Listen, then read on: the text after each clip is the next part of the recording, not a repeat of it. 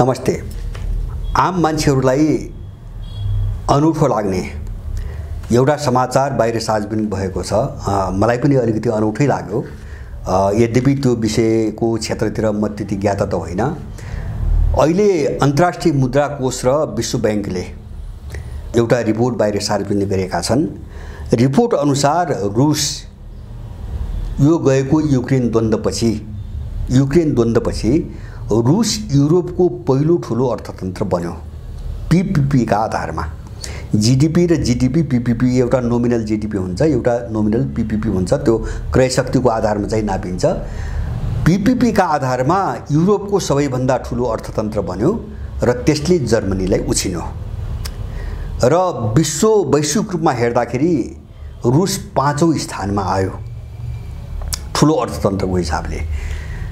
जबकि पश्चिमाहरूले युक्रेन द्वन्द्व सुरु हुने बित्तिकै घोषणा गरेका थिए रुसको आयु 6 महिना हैन। जस्तो विश्व बैंक, अन्तर्राष्ट्रिय मुद्रा कोष, अमेरिका, युरोपियनहरू सबैको चाहिँ तपाईको घोषणा थियो, भविष्यवाणी थियो। 6 महिनाभित्र रुस चाहिँ ढल्छ, टाट पल्टिन्छ, उसले यो युद्ध ठ्याक्नै सक्दैन, रुस समाप्त हुन्छ भन्ने घोषणा गरेका थिए। परिणाम चाहिँ तपाईको अकल्पनीय चाहिँ तपाईको भएर आयो र उसको आर्थिक वृद्धि दर पनि तपाईको एकदम सकारात्मक ढङ्गले बढिरहेको छ हैन। अहिले लगभग चाहिँ 3% भन्दा माथि छ। र 2024 मा विश्व बैंक र अन्तर्राष्ट्रिय मुद्रा कोषको प्रक्षेपण हेर्दा, हुन त यो गएको वर्षको उनको प्रक्षेपणले हावा खाएको हेर्दा उनको प्रक्षेपण त्यो रुसलाई निरुत्साहित पार्ने हिसाबले आएको पनि हुनसक्छ।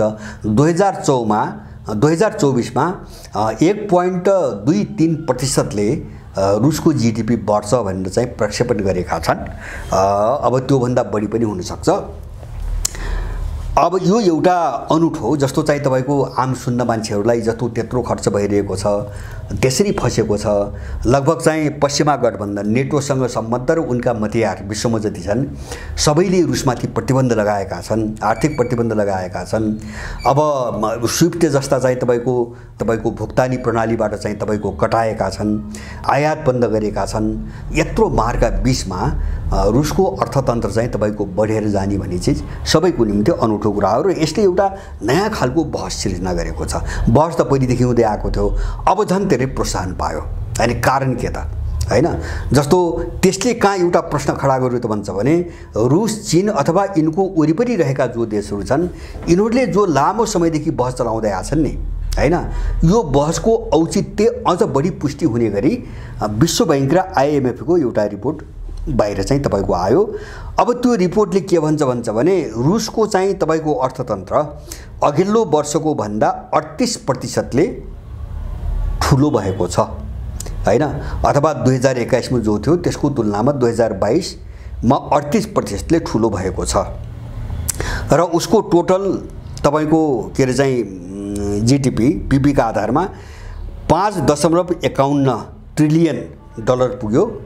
जबकि यो अनुमान गरिएको, जस्तो ती साम्राज्यवादी संस्थाहरूले आईएमएफ र चाहिँ विश्व बैंकले अनुमान गरेको 3.79% अथवा 4 को हाराहारीमा मात्रै हुन्छ यसको कुल जीडीपी भन्ने चाहिँ अनुमान गरेका थिए। तर पुग्यो चाहिँ 5.5 भन्दा बढी प्रतिशत भन्दा बढी, 1 ट्रिलियन भन्दा बढी। अब त्यही अनुसार अर्को एउटा रुसी रिपोर्ट आएको छ। रुसी रिपोर्टले के भन्छ भने युक्रेन द्वन्द्व भइसकेपछि रुसमा पर्यटकहरूको संख्या, बाहिरबाट आउने विदेशीहरूको संख्या 130% ले वृद्धि भएको छ हैन। 130% ले तपाईको बढेको छ। अब यो कसरी भयो भन्ने छ हैन, एउटा बहस चाहिँ सुरु भएको छ। र पश्चिमा चाहिँ तपाईको आइडियोलोजी, पश्चिमा चाहिँ तपाईको सोच, पश्चिमा मूल्य मान्यता अथवा समग्रमा चाहिँ कालखण्डको हिसाबले हिँड्यो हो भने पश्चिमा युग, जसलाई हामीले आधुनिक युग भन्छौँ, गएको 500 वर्ष यताको युग, यो अब अवसानको चाहिँ तपाईको डिलमा पुग्यो भन्ने कुरा यसले देखाउँछ। यो अफाप सिद्ध भइसक्यो, एक्सपायर भइसक्यो, अब यो काम लाग्दैन, अब यो उँभो लाग्ने र उठ्ने अब सम्भावना छैन भन्ने कुरा यो रुसको यो चाहिँ रेकर्डले देखाउँछ। चीनको पनि त्यही छ हैन। जस्तो चीनको पनि आर्थिक वृद्धि दर बढेको छ, उसलाई कोरोनाले पनि असर गरेन। अहिले मात्र हैन, कोरोना त्यत्रो चाहिँ समस्या त आयो, तर त्यसको अर्थतन्त्रमाथि त्यसले असर गरेन। अब अहिले युद्धले रुसी अर्थतन्त्रमाथि असर गरेन। जस्तो इरानको पनि हामी त्यही देख्छौँ हैन, इरानको पनि हामी त्यही देख्छौँ। यस्ता धेरै उदाहरणहरू विश्वमा अहिले आए हैन।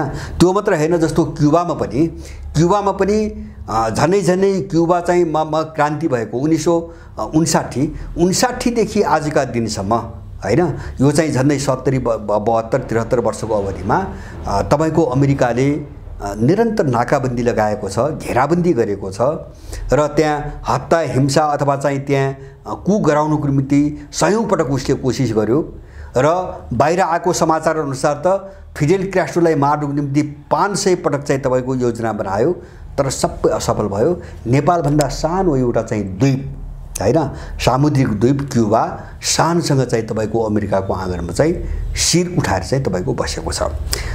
त यसले धेरै प्रश्न जन्माएको छ र अहिले बहस भइरहेको छ। जस्तो कारण के हैन, जस्तो रुसको स्थिति कस्तो देख्यो भने आर्थिक वृद्धि दर बढ्दो छ। नम्बर 1, आर्थिक वृद्धि दर बढ्दो गतिमा छ। युरोपको ठुलो अर्थतन्त्रमा ऊ चाहिँ आयो हैन। अब अन्तर्राष्ट्रिय शक्ति सन्तुलन हेर्ने हो भने युक्रेन द्वन्द्वभन्दा अगाडि रुस एउटा अलग थलग अथवा विश्वको राजनीतिमा, ग्लोबल राजनीतिमा खासै भूमिका नभएको, कसैले आँखा नलागेको देश थियो। अहिले सबैतिर रुसै रुस छ। समीकरणको हैन, अफ्रिका हैन रुसतिर ढल्कियो, ल्याटिन अमेरिका रुसतिर ढल्कियो, यद्यपि यसभित्र चाइनिज पाटो पनि छ हैन, अथवा पश्चिमाहरूको विरुद्धमा खडो।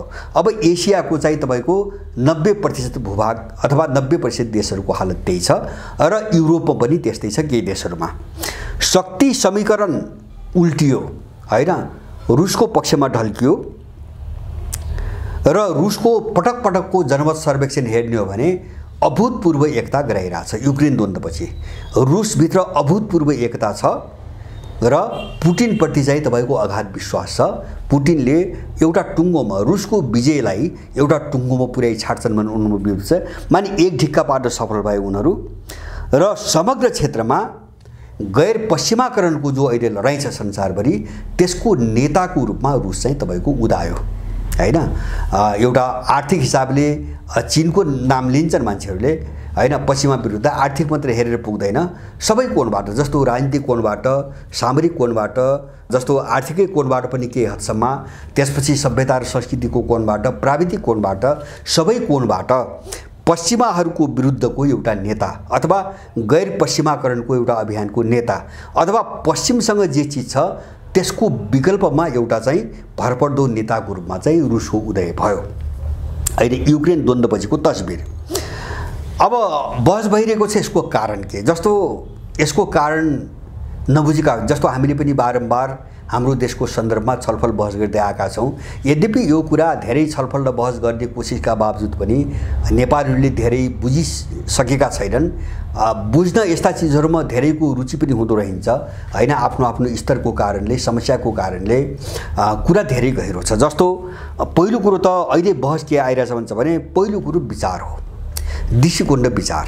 जस्तो देशलाई कहाँ लैजाने र कुन दिशाबाट लैजाने, त्यो आफ्नो दृष्टिकोण र विचार जोसँग हुन्छ हैन, त्यो मात्रै अगाडि बढ्छ। मैले भने गैर पश्चिमाकरणको महत्त्व यही छ हैन।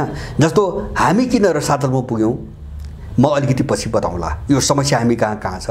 जस्तो उनले डङ्का पिटिछन्, जस्तो यहाँ भन्छ नि हैन, तपाईको प्रजातन्त्रले, मूल्यमा आधारित व्यवस्थाले, नव उदारवादले आदि इत्यादि, तर त्यसले हामीले कहाँ पुर्यायो? हामी यो बहस गरिरहेका छौँ। हामी कहाँ छौँ, कहाँ पुग्यो, हामी त्यो बहस गरिरहेका छैनौँ हैन। हाम्रो चेतनाले त्यो भ्याइरहेको छैन। हामी कहाँ बहस गरिरहेका छौँ? यो लोकतन्त्र हो, यहाँ त चुनाव हुन्छ हैन, यो नवोदारवाद हो, नवोदारवाद भनेको डेमोक्रेसी हो आदि इत्यादि। हामी फाल्तु जो चिजले हामीलाई मासिरहेछ, हामी त्यही चिजमा चाहिँ तपाईको उफ्रिरहेका छौँ। तर हामी किन मासिरहेका छौँ, हामी यसको बहस गरिरहेका छैनौँ। म अलिकति पछाडि आउँला। एउटा आफ्नो मौलिक दृष्टिकोण र विचार देशप्रति मात्र हैन, विश्व समुदायप्रति म कसरी हेर्छु र म अगाडि त्यो दिशातिर अगाडि बढ्ने मेरो विचार के हो, मेरो आइडियोलोजी के हो, पहिलो कुरा। दोस्रो चाहिँ अगाडि बढ्न, विकास गर्नको निम्ति स्रोतहरू चाहिन्छन्, प्राकृतिक स्रोत चाहिन्छन्, पुँजी चाहिन्छ र बजार चाहिन्छ। जस्तो नेपालमा यो सबै चिज छ, तर नेपालको यो अधोगति छ हैन। जस्तो रुसीहरूसँग यो सबै थियो हैन। एउटा त उनको आफ्नो मौलिक दृष्टिकोण र चाहिँ तपाईको विचार थियो, र अहिले उनीहरू आफ्नो मौलिक चाहिँ तपाईको मूल्यहरू स्थापित। जस्तो अहिले रुल बेस्ड पश्चिमाहरूको एउटा ग्याङले 7वटा देशले G7 का देशले बनाएको एउटा रुल, तिनका नियमलाई, तिनका मूल्यलाई मान्ने कि हैन, आफ्नो मूल्यबाट अगाडि बढ्ने भनेर चाहिँ यत्रो बहस भइरहेछ, लडाईँ भइरहेछ। र रुसीहरू आफ्नो मूल्यबाट अगाडि बढे हैन, आफ्ना मूल्य मान्यता अगाडि बढे। स्रोत, साधन, पुँजी र बजार उनीसँग थियो। उनीहरू आफ्नो मौलिक दृष्टिकोण र विचारबाट अगाडि बढे। त्यो मात्र हैन, उनीसँग आफ्नो स्थानीय प्रवृत्ति छ। अब यो प्रवृत्तिको स्थानीयपन साह्रै महत्त्वपूर्ण हुन्छ। जस्तो के हुन्छ भने प्रविधिहरू आफ्नो आवश्यकता, जस्तो आफ्नो उत्पादन प्रणाली हैन, उत्पादन जो मोडेल हुन्छ त्यो उत्पादन प्रणाली, अब त्यहाँको तपाईको भूगोल अथवा अब के उत्पादन हुन्छ, यो सबै चिज हेरिकन मान्छेले आफू अनुसारको प्रविधि विकास गर्ने हो। जस्तो हाम्रो निम्ति युरोप र अमेरिकामा विकास भएको प्रविधि यहाँ काम लाग्दैन हैन, हामीले त्यहाँ फसाइरहेका छन्।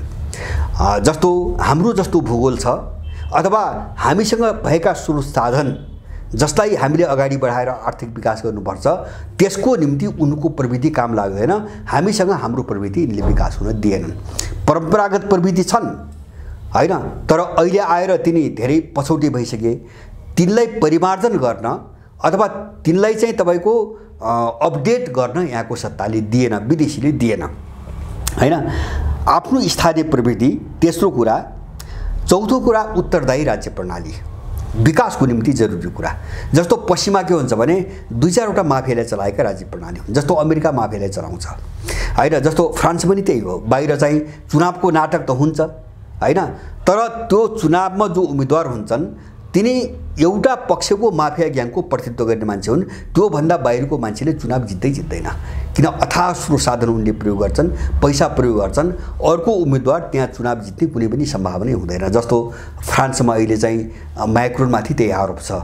ऊ 2 पटक जित्नुको कारण त्यत्रो बदनाम हुँदाहुँदै जनमतको बीचमा हेर्ने हो भने असाध्य अलोकप्रिय, तर चुनाव जित्दाखेरि उनी जित्ने, किनभने उनी स्पेशल फ्रेन्च माफियाहरूको प्रतिनिधित्व गर्ने मान्छेहरू हुन् र त्यो माफियाले नै उनलाई चाहिँ तपाईको अगाडि बढाइरहेको छ भन्ने खालका प्रशस्त समाचार आइरहेका छन्। अब उत्तरदायी राज्य प्रणाली हुनु र नहुनुको कुराले पनि विकासमा धेरै असर गर्छ। यो अहिले बहसमा आइराख्यो। र पाँचौं कुरा के हुन्छ भने कुनै पनि देशको विकास त्यो देशको सभ्यता र संस्कृति हैन, समग्र परिवेश, त्यो देशको सभ्यता र संस्कृति, त्यहाँको माटो, त्यहाँको चाहिँ तपाईको जलवायु, पर्यावरण आदि अनुसार त्यसको अनुकूलतामा भएन भने त्यो देश अगाडि बढ्दैन हैन, त्यो देश अगाडि जाँदैन। जस्तो एउटा उदाहरण हामीले हेर्छौं नि, अब जीडीपीमा तपाईको इन्डियालाई हेर्छ, अर्थतन्त्र त ठुलो भयो, उसको विश्वमा ठुलो अर्थतन्त्र हैन, तर त्यो के हो भन्छ भने डीबीको गोलले। तर इन्डियामा जो असमानता र भेदभाव हेर्नुहुन्छ नि, त्यो देश अहिले पनि चाहिँ अत्यन्तै अविकसित र पछौटे देशहरू भन्छ। जस्तो गरिबी, भिख माग्ने प्रवृत्ति अथवा बेघरबार मान्छेहरूको तपाईको जनसङ्ख्या, भोकमरी, यो सारा कोणबाट हेर्ने हो हैन, आन्तरिक द्वन्द्व, साम्प्रदायिकता, भेदभाव, यिनी सबै कोणबाट हेर्ने हो भने इन्डिया धेरै पछाडि परिसकेको देश हो, एकदमै पछाडि रहेको देश हो।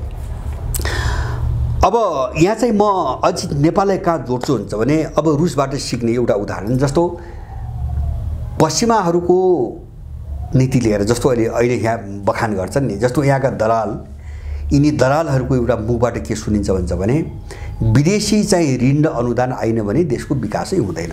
यिनको एक सूत्रीय मन्त्र छ, त्यो मालिकहरूले पढाएको मन्त्र। किन भन्छ भने भिख मागिराखुन्, किन हाम्रै भिखबाट चाहिँ बाँचिराख्ने, जस्तो आफ्नो विकास चाहिँ नगर्ने, उनकै भिखबाट मात्रै बाँचिराख्ने भएपछि त सधैँभरि उनले खेलाइराख्ने भए।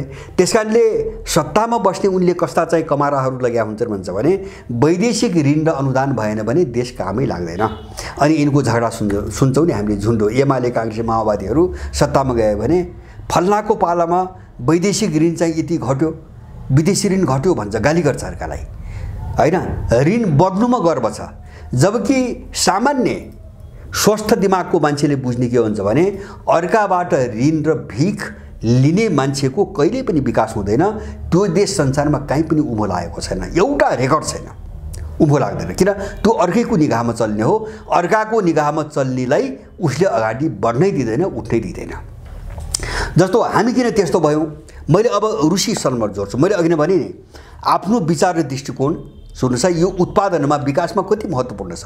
राजनीतिमा मात्रै होइन, हैन, जस्तो सार्वभौम सत्ताको कुराहरू चाहिँ राजनीतिमा मात्रै होइन, समाज र संस्कृति सभ्यताको प्रश्नमा अथवा चाहिँ आर्थिक विकासको प्रश्नमा दृष्टिकोण र विचारधारा कति महत्त्वपूर्ण छ, अथवा चाहिँ आफ्ना मूल्यहरूको महत्त्व कति छ, आफ्ना मान्यताहरूको महत्त्व कति छ भन्ने कुरा म नेपालको तुलना गर्छु। जस्तो वैदेशिक ऋणको बखान गर्छन्, तपाईहरु धेरैलाई थाहा छैन होला, केहीलाई थाहा छ। जस्तो विश्व बैंक, अन्तर्राष्ट्रिय मुद्रा कोष, एसियाली विकास बैंक जस्ता साम्राज्यवादी संस्थाहरूले ऋण दिने बेला उनका शर्त हुन्छन्, हैन। यो मैले धेरै पटक भनेको छु, शर्त हुन्छन्, धेरै शर्त हुन्छन्। त्यसमध्ये 2-3टा मुख्य शर्त भन्छु म। पहिलो कुरो, उनको ऋण दिने बेला एउटा शर्त, उनले भने अनुसारको त्यो विकासको अथवा आर्थिक प्रणालीको मोडेललाई उनले भनेको चाहिँ मोडालिटीमा ढाल्ने कि नढाल्ने।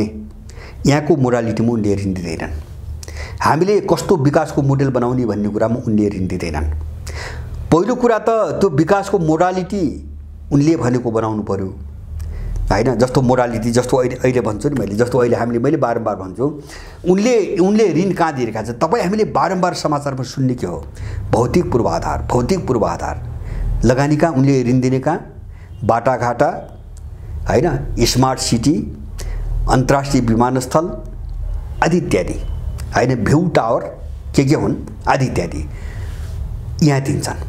किन यो चीजको विकास उनको चाहिँ व्यापारको निम्ति सहायक हुन्छ, उनको व्यापारको निम्ति सहायक हुन्छ, त्यसकारण उनले दिने हो। तर उनीहरूले हामीसँग जे स्रोत साधन छन् त्यसको निम्ति ऋण दिँदैनन्, यो शर्त हुन्छ उनीहरूको। जस्तो उनले कहाँ दिँदैनन्, कृषिको निम्ति ऋण दिँदैनन्। जस्तो नेपाल कृषि प्रधान देश पनि एउटा उखान भइसक्यो अहिले, नेपाललाई कृषिले समृद्ध र आत्मनिर्भर देश बनाउने भनेर उनले ऋण दिँदैनन्, अनुदान दिँदैनन्, हैन। जस्तो नेपाल सरकारले ल चाहिँ 40-50 अरब चाहिँ हाइड्रोमै खर्च गरोस् र चाहिँ तपाईको नेपाल पुरै विद्युतीकरण होस्, त्यसमा उनले ऋण दिँदैनन्, अनुदान दिँदैनन्। पशुपक्षीमा दिँदैनन्, फलफुलमा दिँदैनन्, पर्यटनमा दिँदैनन्। उनले दिने भनेको के, अनुत्पादक क्षेत्र, त्यो पनि जुन उनको निम्ति आवश्यक छ, यो शर्तमा उनले दिने हो। यसबाट जो मुक्त भए उनी अगाडि बढे, रुसको कुरा यही हो।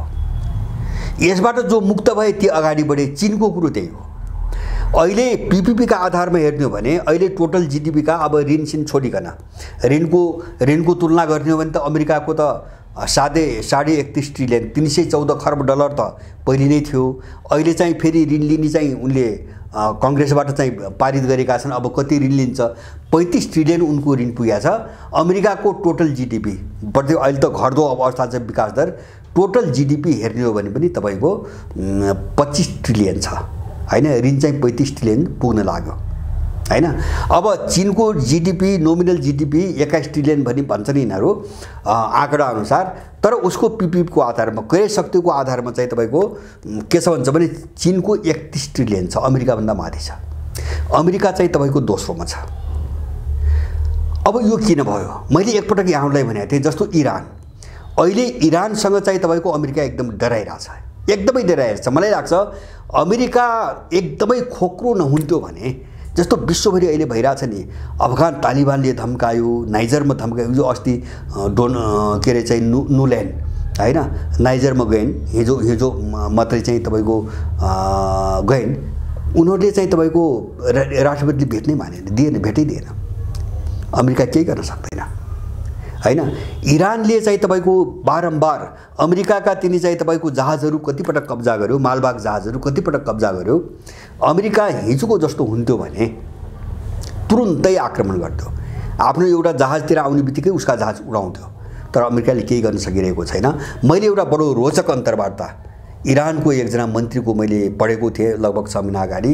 उनले के भनेका थिए भन्छ भने, मैले यो रुससँग जोड्दैछु, यो आफ्नोपनको महत्त्व के हो भन्ने कुरो भन्दैछु। उनले के भनेका थिए, अहिले इरान र अमेरिकाका बीचमा युद्ध भयो भने हामी अमेरिकालाई जित्छौँ, उनको भाषा यही थियो। अनि मलाई चाहिँ कौतूहलता भयो, होइन कसरी जित्छ इरानले। त उनको एउटा बडो जायज र चाहिँ तपाईँको रमाइलो तर्क के थियो भन्छ भने, त्यो कारण के भन्छ भने अहिले हामीसँग जे प्रवृत्ति छ, युद्ध प्रवृत्ति विशेष गरिकन जुन युद्ध प्रवृत्ति छ, त्यो युद्ध प्रवृत्ति पश्चिमाकरणबाट मुक्त छ। अथवा उनले जो प्रविधि बनाएका छन् नि, अब हाम्रो त्यो प्रविधि होइन, त्यो सूत्र हाम्रो होइन, हामीले आफ्नो प्रविधि विकास गरेका छौँ जसको जानकारी उनलाई छैन। त्यसकारणले अमेरिकाका विरुद्ध चाहिँ अमेरिकाले जुन चाहिँ हमला गर्न सक्थ्यो केही दशक अगाडि, अब त्यो सम्भव छैन भनेका छन्। किन हाम्रो प्रविधिबारे उनीहरू बेजानकार छन्, जानकारभन्दा बाहिर छन्। त्यसकारणले अब उनीहरूले हामीले जित्छन् भन्ने ग्यारेन्टी छैन र हामीले जित्छौँ भने यो महत्त्वपूर्ण प्रश्न हो। किन भन्छ भने जस्तो इरानको प्रविधिमा पश्चिमाहरू खेल्ने लुपहोल छैनन्, पलहरू छैनन्। रुसमा त्यही भयो, अहिले होइन।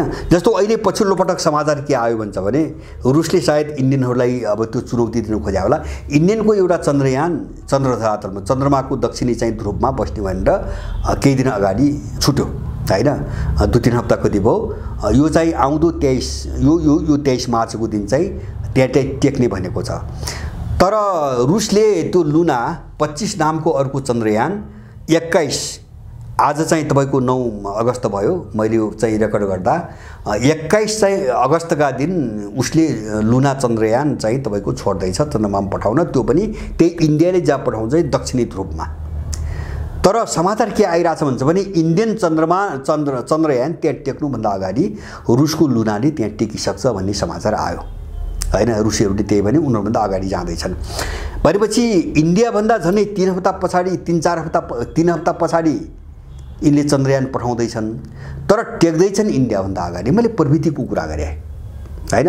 रसियनहरूसँग त्यो प्रविधि छ, त्यसकारणले उनीहरू चाहिँ अगाडि बढे र अमेरिकनहरू वा सिङ्गो पश्चिमा जगतको घेराबन्दीका बावजुद पनि उसलाई शिकार बनाउन सकिएन, होइन। प्रविधिले यहाँसम्म काम गर्छ। जस्तो चिनियाहरूको त्यही हो, अरू देशको त्यही हो। त अब हामी कहाँ फसिरहेछौँ भन्छ भने अनि त्यसपछि जस्तो सभ्यता र संस्कृतिहरू, होइन। जस्तो कस्तो उत्पादन, जस्तो हामीलाई चाहिए उत्पादन के, होइन। जस्तो हाम्रो सभ्यता छ, हाम्रो संस्कार छ, संस्कृति छ, त्यो अनुसारका हाम्रा आवश्यकता छन्। जस्तो मान्छेका आवश्यकताका प्राथमिकता पनि के हुन्छ भन्छ भने आफ्नो कल्चर अनुसार हुन्छ, होइन। कुनै मान्छेले कस्तै खानेकुरामा चाहिँ बढी जोड दिन्छ, कुनै मान्छेले अर्को चिजमा जोड दिन्छ। लाउने प्राथमिकता हुन्छन्, खानपिनका प्राथमिकता हुन्छन्, अथवा चाहिँ प्रविधि पनि के हुन्छ भन्छ भने आफ्नो सभ्यतामा प्रयोग गर्दै आएका आफ्नै खालका प्रविधि हुन्छन्। मान्छेले त्यही सजिलो अनुसार बनाइरहेको हुन्छ। त्यसकारणले गर्दाखेरि उत्पादन प्रणाली कस्तो, त्यो मोडेल कस्तो भन्ने कुराको निर्क्योल त्यहाँको सभ्यता र संस्कृति साथसाथै, होइन। त्यहाँको सभ्यता र संस्कृति भने के हुन्छ भने सभ्यता र संस्कृति पनि कसरी विकास भएको हुन्छ। जस्तो त्यहाँको भू बनावट, त्यहाँको जलवायु, त्यहाँको चाहिँ तपाईँको अथवा चाहिँ तपाईँको सामाजिक सम्बन्ध, त्यहाँका मान्छेहरूको सबै चिजबाट चाहिँ कल्चर विकास हुने हो। र अब त्यही कल्चरको एउटा भाग चाहिँ उत्पादन पद्धति हो। किन कल्चर भनेको उत्पादन पद्धति हो। यो पूजापाठ, कल्चर भनेको पूजापाठ मात्रै होइन, कल्चर भनेको खानपान पनि हो, कल्चर भनेको उत्पादन पनि हो, कल्चर भनेको चाहिँ लवाई के अरे चाहिँ वेशभूषा पनि हो, कल्चर भनेको भाषा पनि हो, कल्चर भनेको चाहिँ तपाईँको धार्मिक आस्था पनि हो, आदि इत्यादि सबै चिज संस्कृतिभित्र पर्छन्। त अब यो संस्कृतिले नै त्यहाँको उत्पादन प्रणालीको एउटा रूप पनि दिएको हुन्छ। जो त्योभन्दा बाहिर जान्छ त्यो कहिले पनि उँभो लाग्दैन। हामी त्यही समस्यामा फँसेका हौँ। त्यसकारणले गर्दाखेरि अब एउटा चाहिँ तपाईँको एउटा अपवादमा यहाँ कतिपय मान्छेहरू के बहस गर्छन् भन्छ भने जस्तो अमेरिकनहरूले पश्चिमाहरूले आठ भरोसा दिएका केही देशहरू चाहिँ ठुलो विकास गरे। जस्तो दक्षिण कोरियाको नाम लिइन्छ, जापान त पहिलेदेखि पनि थियो र अहिले पनि छ, जापानको नाम लिइन्छ, होइन। ती कसरी विकसित भए त, होइन। यस्ता खालका बहसहरू पनि गर्छन्। किन एउटा पाटो जो पश्चिमाहरूको चाहिँ तपाईँको गुलामीको पाटोलाई लुकाउनु खोज्नेहरू यस्ता पाटोमा पनि बहस गर्छन्। हो, यस्तो अपवाद त्यस्तो ठाउँमा देखिएको छ जुन ठाउँमा ती देशहरूले विकासको शर्तमा आफ्नो सार्वभौमिकता गुमाएका छन्, बेचेका छन्। जस्तो दक्षिण कोरिया त अमेरिकाको उपनिवेश हो, अहिले पनि 40,000 अमेरिकन सेना छ दक्षिण कोरियामा। र दक्षिण कोरियाले अमेरिकाको चाहिँ निर्देशन बेगर हैन, जस्तो अस्ति पनि एउटा बहस भयो, दक्षिण कोरियाले त्यहाँ छलफल चल्यो, सायद चाहिँ सत्ताधारी पार्टीभित्रैबाट पनि यो कुरो आयो, दक्षिण कोरियाले के अरे चाहिँ यो परमाणु बमको दिशामा अलिकति चाहिँ गृह कार्य गर्नुपर्छ अब भन्ने खालको बसाएपछि अमेरिकाले चेतावनी दियो। यो बारेमा सोच्दै नसोच हैन, परमाणु बम बनाउने अथवा चाहिँ यहाँ अहिले भएका भन्दा घातक कुनै हतियार बनाउने विषयमा सोच्दै नसोच हैन। उसले धम्की दियो, चेतावनी दियो दक्षिण कोरियालाई, किन भन्छ भने त्यो त उ आफै गरिरहेछ नि। अब उसलाई उछिन्ने गरी दक्षिण कोरियाको विकास त हुँदैन, उसले दिँदैन अमेरिकाले। त्यो शर्तमा उसले चाहिँ बाहिर चाहिँ भौतिक चाहिँ विकासमा सघाइरहेछ, आर्थिक प्रणालीमा सघाइरहेछ, अथवा त्यसको सहयोग चाहिँ पूरक भइरहेछ, जबकि ऊ गुलाम छ हैन। जस्तो जापानको हालत त्यही हो। जापानले दोस्रो विश्वयुद्धमा पश्चिमाहरूले बनाएको संविधानलाई अहिलेसम्म बदल्न सकिरहेको छैन, बदल्न दिएका छैनन्, उनीहरू बदल्न दिएका छैनन्। किन जापानलाई आफूलाई भोलि चुनौती दिने आज पो उनीसँग छ त।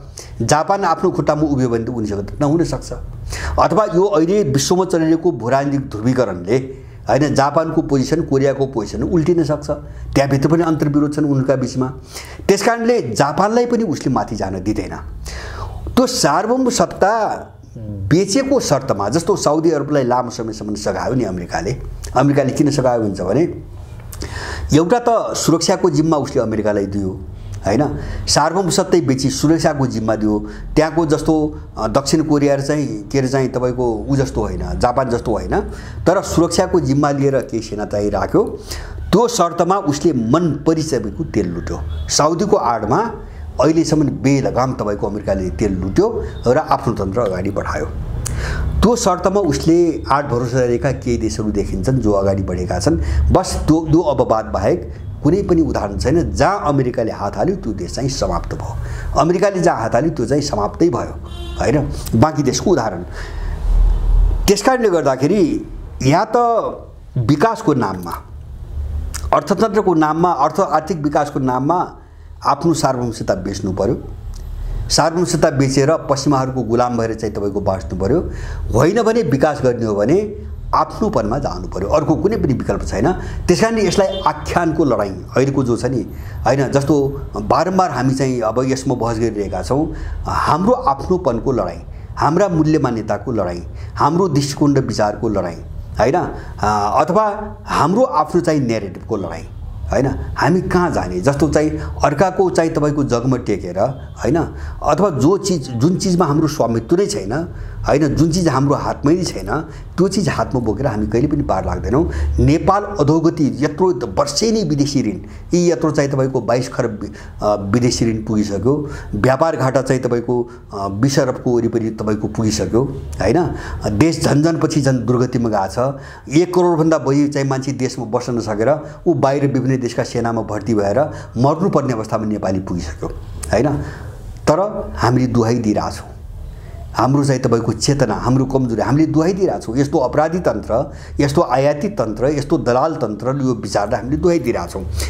त्यसो भने जस्तो अहिले पनि लडाइँमा, जस्तो रुसको प्रसङ्गमा मात्रै मैले यो कुरा उठाएको, नेपालसँग जोडेको, अहिले पनि लडाइँको हुन्छ भने यिनी मुद्दामा जो मान्छे बोलिरहेको छैन यिनीहरूसँग एकदमै होसियार हुनुपर्ने आवश्यकता छ। मैले सत्तामा रहेका र अहिलेसम्म चाहिँ सत्तामा हाली मोहल्ला चलाएका बदनाम दलालहरूको मात्रै कुरा गरे होइन, बदनाम भाडाका पुलिसको मात्रै कुरा गरे होइन, मैले नयाँ जो भाडामा प्रयोग भइरहेछन् नि हैन, अब नयाँ जोगीका रूपमा जो भाडामा प्रयोग भइरहेका छन् उनीहरूबाट पनि होसियार हुनुपर्ने आवश्यकता यसकारणले छ कि यिनी मूलभूत मुद्दामा उनीहरू बोल्न चाहन्नन्, बोल्दैनन् र उनले घुमाइ फिराइकन हामीलाई यही जोत्न चाहिरहेछन् हैन। जस्तो बाहिर चाहिँ एउटा कुनै दलाललाई गाली गरे कस्तो गर्ने, व्यक्तिलाई गाली गरे जस्तो गर्ने र कुनै बढीमा एउटा दललाई गाली गरे जस्तो गर्ने, तर नेपाल जहाँ फसेको छ त्यसको विषयमा बोल्दै नबोल्ने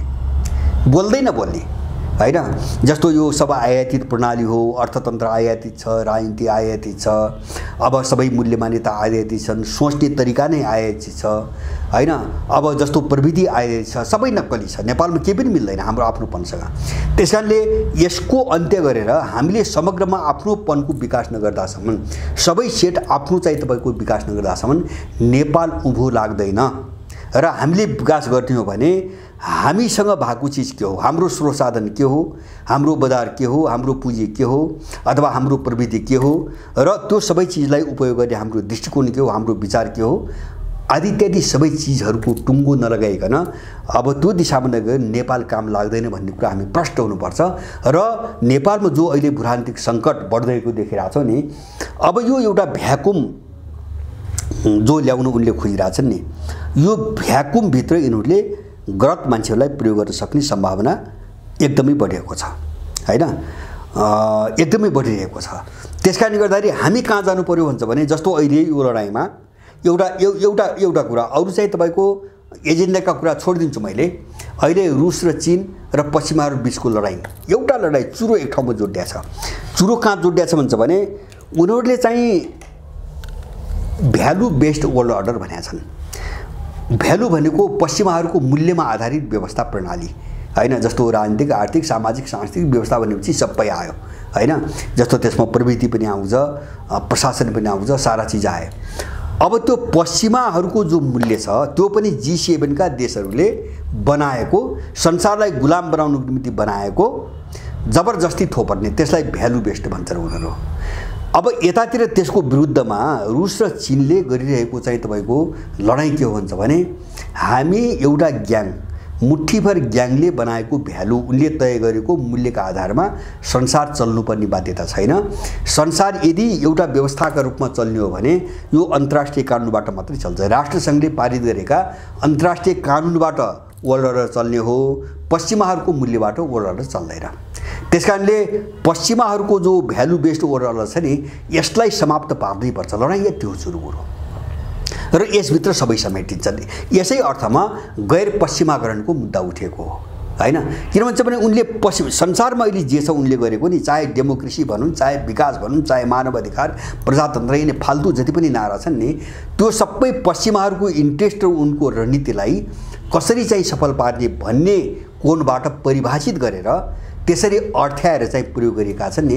यो सबै चिजलाई समाप्त नपारिकन कुनै पनि देश उँभो लाग्दैन। बस लडाइँ यति हो, रुसले यही चिजलाई चिर्न सक्यो र यो 1.5 वर्षको यत्रो भयानक युद्ध, यत्रो खर्चिलो युद्ध भनौँ न हैन। अब तपाईको एक आँकडा अनुसार अमेरिकाको मात्रै अस्ति भर्खर एउटा आँकडा, अफगानिस्तानमा 10 वर्षमा अमेरिकाले जति खर्च गर्यो त्यो पैसा 1 वर्षमै युक्रेनमा खर्च गर्यो भने अमेरिकनबाट चाहिँ अमेरिकन मिडियामा आयो। अनि युरोपियनले कति गरे होला? अनि सिङ्गो अमेरिकन र युरोपियनहरूले युक्रेनलाई सहयोग गरिरहेछन्, त्यसको सामना गर्न रुसले कति खर्च गरिरहेको होला? यसका बावजुद पनि त्यो देश युरोको पहिलो अर्थतन्त्र बन्छ भने उसको जग कति मजबुत रहेछ, उसका खुट्टा कति मजबुत रहेछन्, र पश्चिमाहरूले अब उसलाई जित्ने सपना एउटा दिवा सपना मात्रै हो भन्ने कुरा त्यसैबाट प्रभावित हुनुपर्छ। र हामीले अहिले रुसको यो जो घटनाक्रम हो यसबाट सिक्नुपर्ने महत्त्वपूर्ण पाठ हो। त्यसकारणले हामी अब आफ्नोपन सबै हाम्रो देश हेरिकन एउटा विचार प्रणालीलाई कसरी अगाडि बढ्ने बाटोमै जानुपर्छ। यो भयो भने हामीले 5 वर्षभित्र देशको काया पलट गर्न चाहिँ असम्भव छैन। मैले अघि नै भने, किन भन्छ भने हामीसँग त्यो स्रोत साधन पनि छ, हामीसँग त्यसको निम्ति हामीसँग जे स्रोत साधन छ, क्षमता छ, पुँजी छ। अब त्यसको निम्ति पर्याप्त हुने हामीसँग बजार पनि छ, वरिपरि बजार पनि छ, नम्बर 1। दोस्रो कुरा, हामीसँग जे स्रोत साधन छन् त्यो अनुरूपका प्रविधि हामीसँग सबै छन्। यद्यपि ती पुराना छन्, जमानाका छन्, तिनलाई अपडेट गर्नुपर्छ, परिमार्जन गर्नुपर्छ हैन, अथवा त्यसको स्तर उन्नतीकरणको बाटोमा जानुपर्छ। हामीसँग त्यो प्रविधि पनि छ, सबै चिज छ, तर पश्चिमाहरूले यो चिजको उपयोग गर्न दिइरहेको छैन र हामी झन्झन रसातलमा पुगिरहेका छौँ। यसलाई कसरी तोड्ने, यसलाई कसरी चाहिँ तपाईको ध्वस्त बनाएर अगाडि बढ्ने भन्ने मुद्दा नै हाम्रो मूल मुद्दा हो।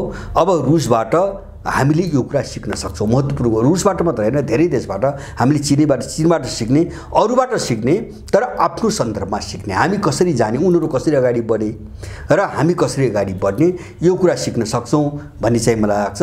यो पाटोमा पनि सबैको ध्यान जाओस्। हस् त।